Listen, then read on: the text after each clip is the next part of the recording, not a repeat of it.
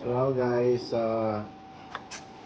turo ko lang sa paano palit ng ilaw dito sa side mirror ng Ford Ranger 2018 model. Paano tanggal. So, yan guys. May dalawang clip din sa loob guys. Yan o, nakita niyo yan guys. At ito, isa. So, yan ang itusukin natin guys para matanggal itong ito guys. Tanggalin ko lang to. Kasi babaw.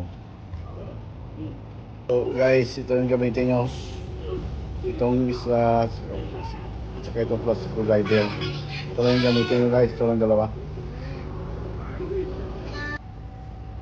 So guys, ito lang yung tatanggalin nyo guys na cover. Ingat lang kayo guys para magsira yung mga pang sa loob ng mga clips. Ito guys, tanggal na.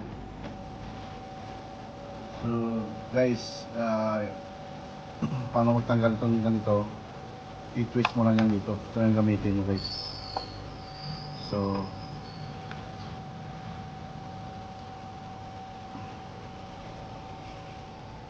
guys, i-post mo lang to sa guys. I-post mo lang to siya sabay pira. So yan lang kasimple guys. Palitan natin ng bago nitong spare ko. So ito, gamit ko muna ito siya. So ito na guys. So ito yung bago guys, galing shopping. Mura lang to guys, 240. DIY lang to.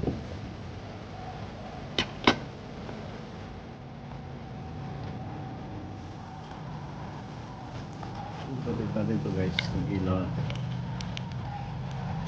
So sa guys may guide to guide. May guide siya, so very easy lang to guys.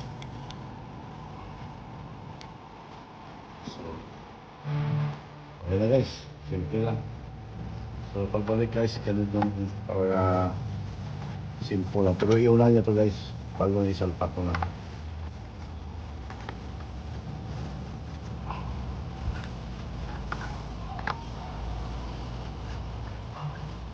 Parang video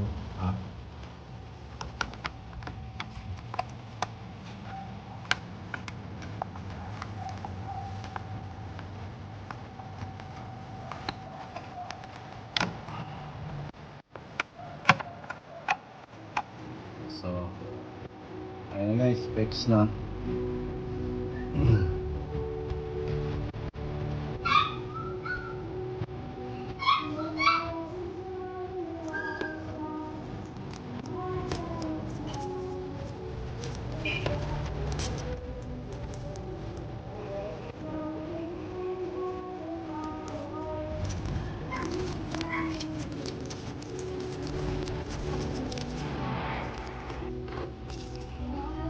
So yun lang guys, sana may na-share ko lang itong natutunan ko sa paano magkabit ng DIY ng side mirror ng MDL Lab.